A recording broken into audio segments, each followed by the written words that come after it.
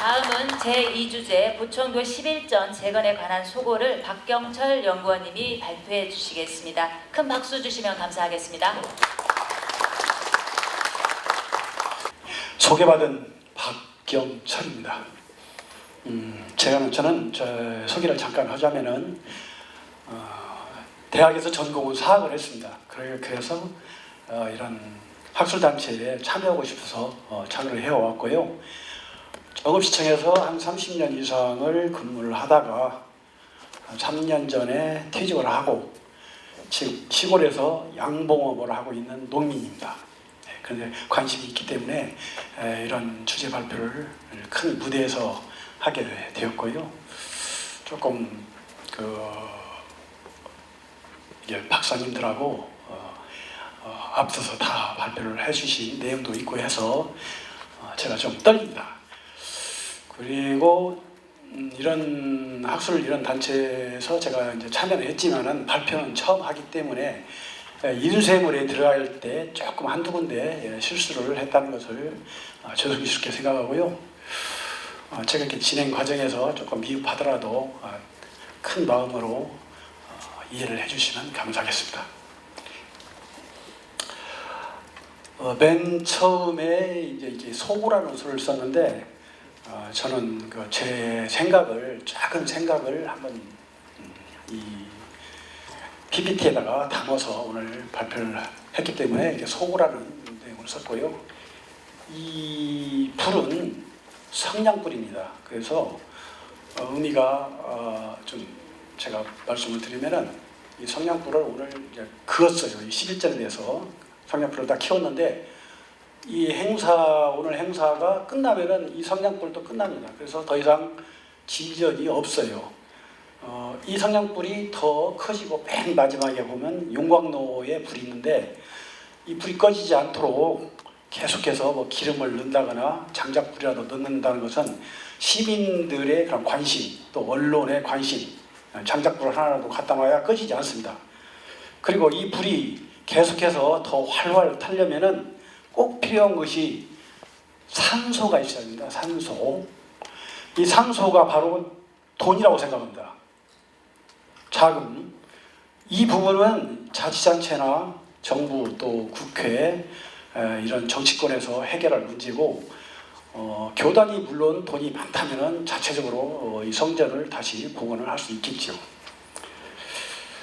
본격적으로 제가 말씀을 드리겠습니다. 보청교 11전, 11전을 이렇게 써보니까 흑토자라고 해서 터기자라고 하더라고요. 터. 이런 내용도 있고요.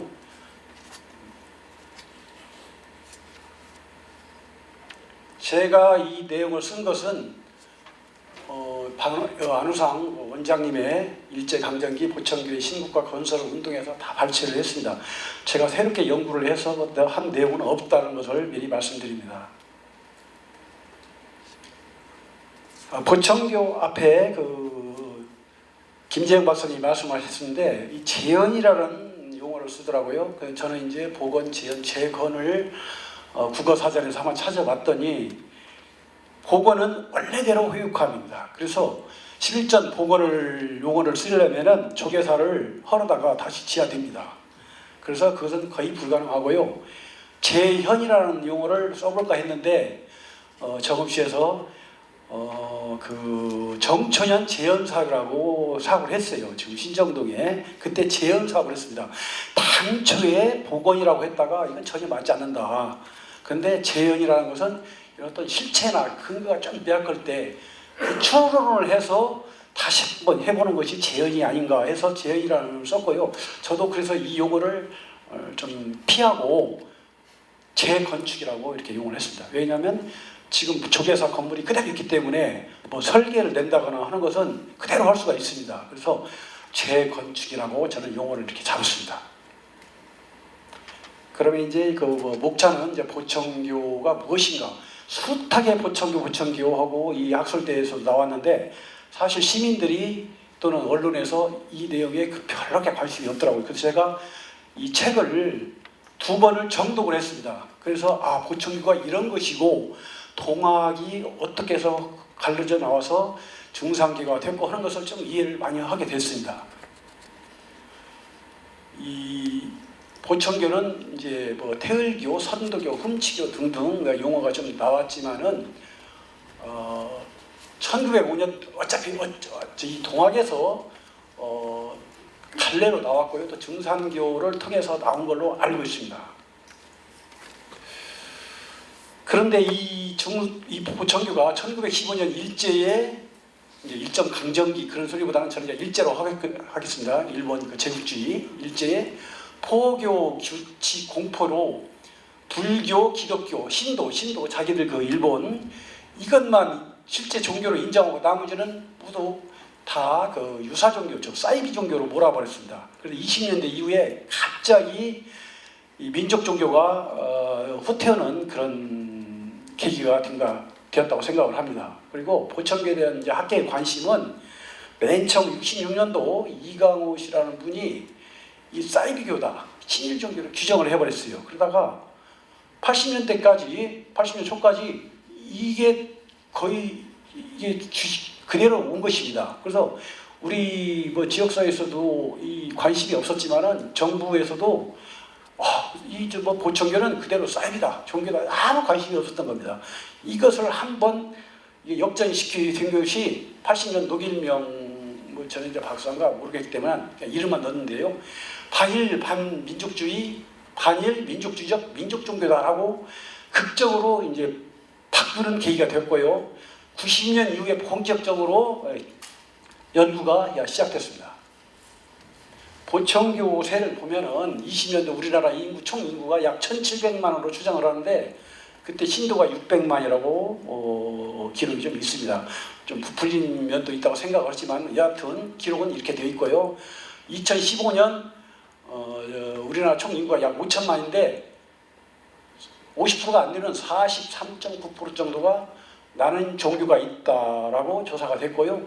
6대 종교, 기독교부터 6대 종교가 거의 99%를 차지하고 이 보청교는 좀 기타에 들어간 걸로 알고 있는데요. 총 0.4% 정도 아주 미미하죠. 11전은 일명 왜 11전이라고 했는가 찾아봤더니 10이라는 게 음수의 최대다. 1이라는 것은 양수의 처음이다라고 이제 제가 봤습니다.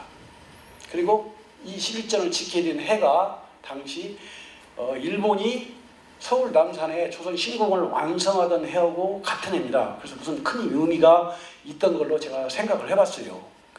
뭐 정확히 알지는 없고요. 이제 이건 학계에서 더 연구를 할 문제고 뭔 의미가 있지 않았는가라고 저는 혼자 생각을 해봤습니다. 11전은 또 조선 정궁, 정복궁 근정전을 본떴다라고 생각하는데요. 당시 건축비가 약 50만 원, 그때 쌀 한 가마니가 5원 90전이니까 한 80만 가마 이상을 살 수가 있지 않았는가. 그리고 총 건축비가 약 150만 원이면은 거의 한 250만 가마, 어마어마하죠. 그래서 이 사업비도 굉장히 컸다라고 생각을 합니다. 근데 이 건물을 경복궁이 25칸인데 얘가 40칸이라고 그래요. 그리고 차경석 사망 후 일본이 500원에 팔아서 조계사로 이전을 해서 건축을 해버렸습니다. 11전의 포스코브를 잠깐 보면 이 보화문은 이제 그 정문으로서 광화문, 지금 현재 그 경복궁 앞에 있는 광화문을 본떠서 만들었다는 건데 대웅전으로 이축을 했다가 2012년 소실됐습니다. 불이 나서 6.25 때 그 불난 걸로 이렇게 기록이 되어 있는 것도 있는데 저도 이제 한번 찾아봤는데요. 실질적으로 1958년 이전을 했더라고요. 그래서 6.25 때 불난 것은 그 건물이 아니고 실질적으로 2012년에 탄 건물이 맞습니다.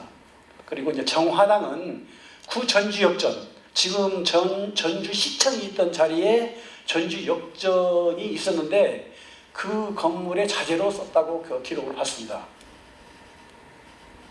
이게 이제 11전 건물이고요. 철거전에 이게 터입니다. 터 아까 김재영 박사님도 사진을 보여주는데 이게 그 기단 얼마나 큰가. 기단 이게 지금 남아있는 석축입니다. 이게 보존이 안 되면은 그나마 남아있는 석축 이런 유산도 없어질 소지가 많이 있죠. 이 위치 위치를 제가 왜 써왔냐면은 여기 대흥이거든요. 지금 구접질이라고 하다가 대흥이라고 정시를 바꿔요. 대흥 초등학교의 이쪽이 구길이고 여기는 신길입니다. 여기 이제 마을 이방 문화마을을 만들면서 신길을 만들었고 이게 이제 국민학교 그 대흥 초등학교 앞으로 가는 길인데 그 한참 가다 보면 이게 KTX 전철이고요. 여기에 터가 있는데요.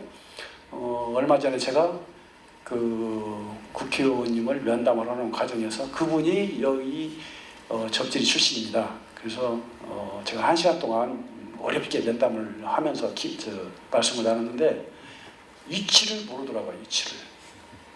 본인도 위치를 몰랐어요. 그래서 이 그림을 한번 그려봤고요. 이것을 좀 확대를 하니까 성벽이 지금 이 자리에 있고 여기가 접질이 892번지입니다. 이게 지금 이제 풀이 나서 있고요. 여기가 성벽 자리가 남아 있습니다.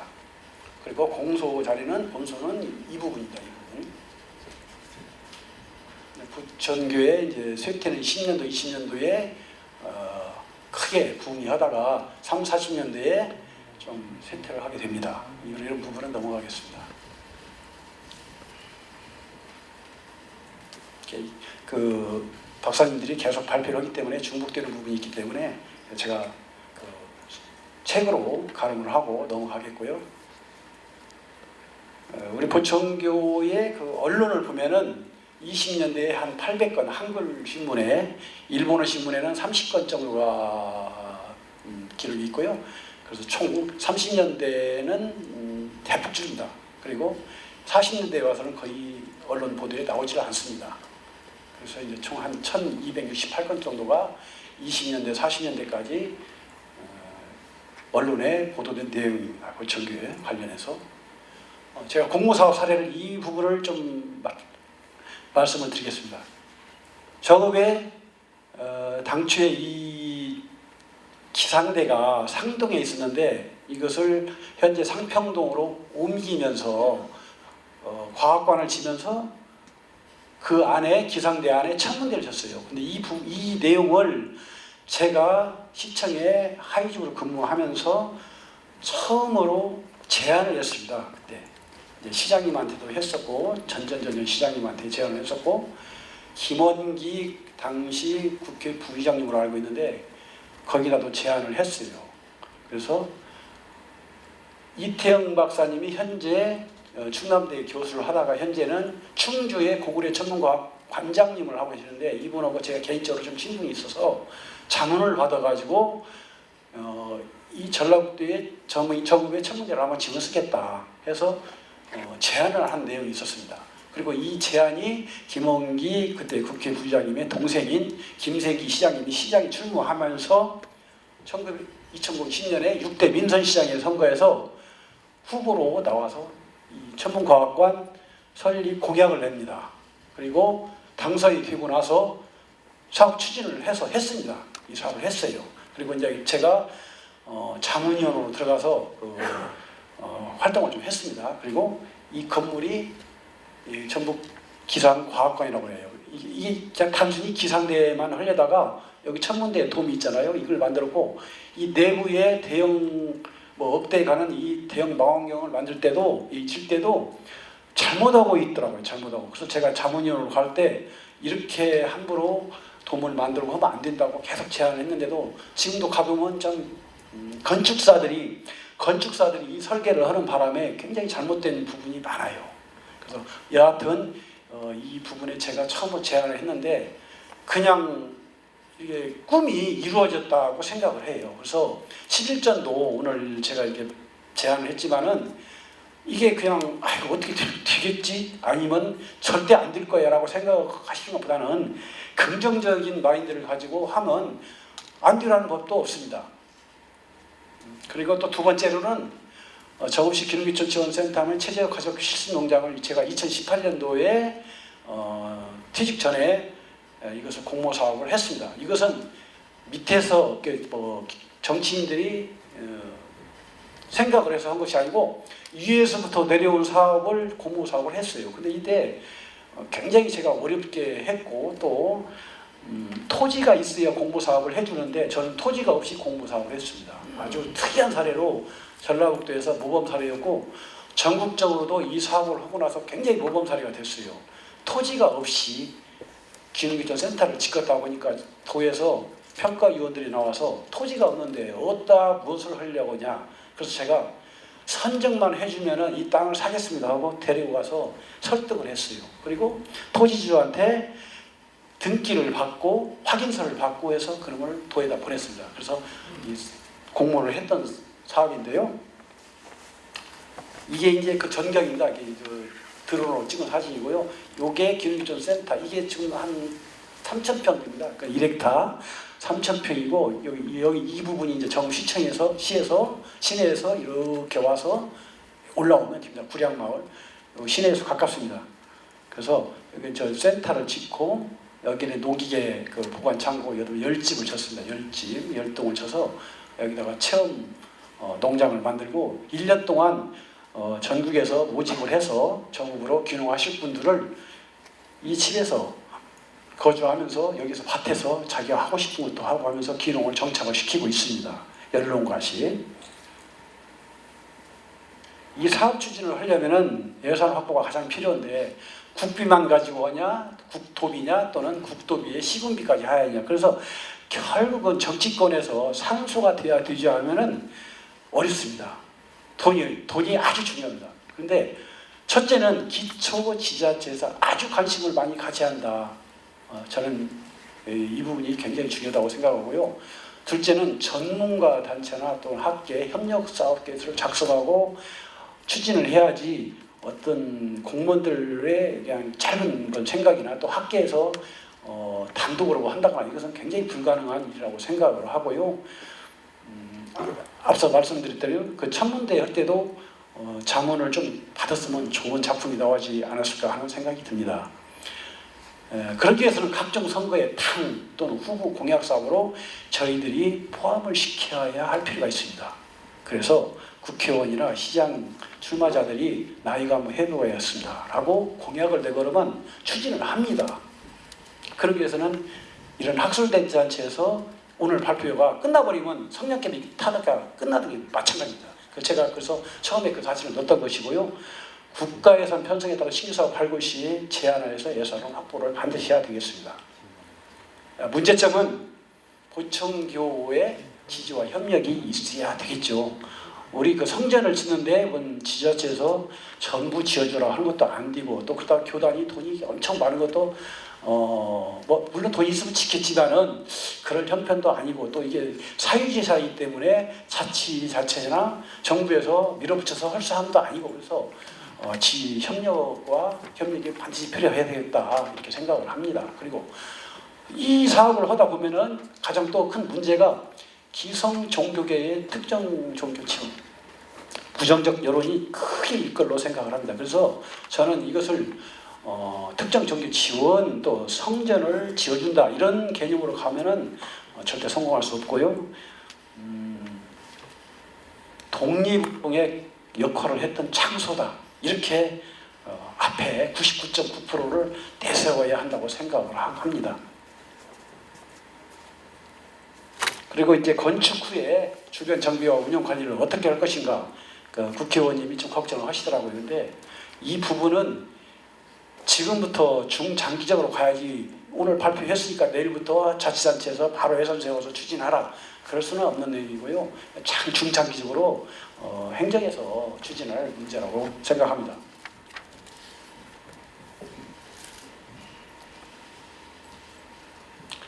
제가 그 사진으로 좀 몇 컷 찍어 왔는데요. 이분이 그 국회의원 윤준병 국회의원님이고요.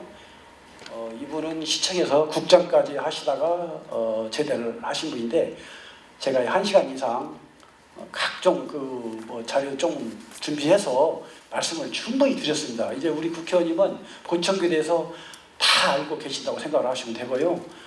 이분은 책자에는 지금 염양선이라고 제가 오타를 했는데 도의원입니다. 도의원.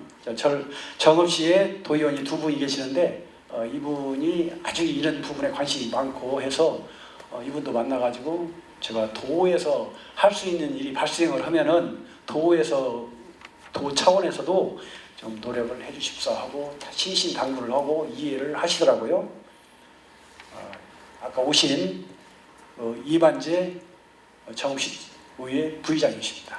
두 번을 만나서 또 보청교에 대해서 이런 사업에 대해서 충분히 설명을 했습니다. 이분은 지금 샘 건축사 그 대표신데 그 건축에 대해서 좀 상담을 했고요. 지금 뭐 사업비가 얼마 드냐 그런 문제는 차후의 문제로 제가 그런 문제는 이제 기록을 하진 않았습니다. 그리고 또 시청에 동학문화재 과장 김상철 과장님하고 아까 오셨더만요. 오경희 과장님을 만나서 이런 내용에 대해서 또 1시간 이상 면담을 했고요. 그때 안우상 원장님도 참석을 같이 하셨습니다. 그리고 신문 기자들한테도 이런 내용에 좀 더 관심을 갖고 기사화도 많이 시켜주라고 또 당부를 했습니다. 동학농민운동 기념관을 보면은요, 이게 여기에 사당 하나 있었어요. 제가 80년대 정읍에 저 익산 출신인데 왔을 때 사당 하나 있었어요. 화장실 하나 하고. 그게 지금 10만 평입니다. 10만 평. 여기 땅이 10만 평. 여기 사업비가 384억이 들었고요. 연간 운영비가 45억입니다. 사당 하나 있던 것이 이렇게 커졌어요. 그랬을 때 아무도 관심을 안 가지고 가만히 있었으면 이게 되었겠냐 하는 생각이 듭니다. 또 하나 저것이 영원면에 있는 국파 백정기 의사 기념관이죠. 여기도 거의 6,000평 정도가 되는 이 부지에 이렇게 잘 해놨어요. 이 부분도 의회나 행정, 학계에서 가만히 있었으면 이런 사업이 됐겠냐는 생각이죠. 여기도 사업비가 한 44억 들어갔더라고요.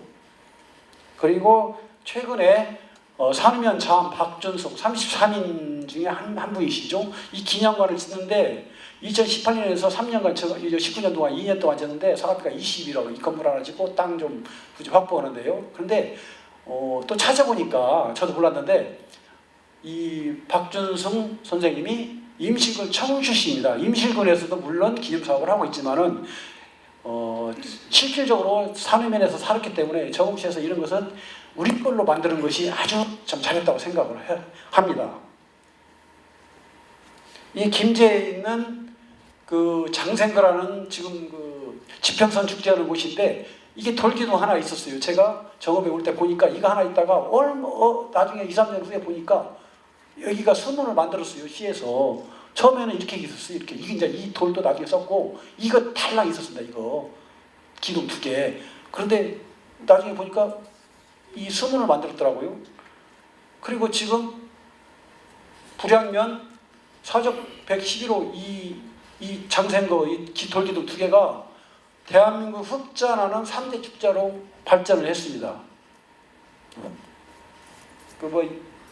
철원인가 연천 연어 축제하고 보령의 그 머드 축제를 포함해서 흑자나는 이 축제로 바뀌었어요. 우리 구절초 축제는 적자입니다.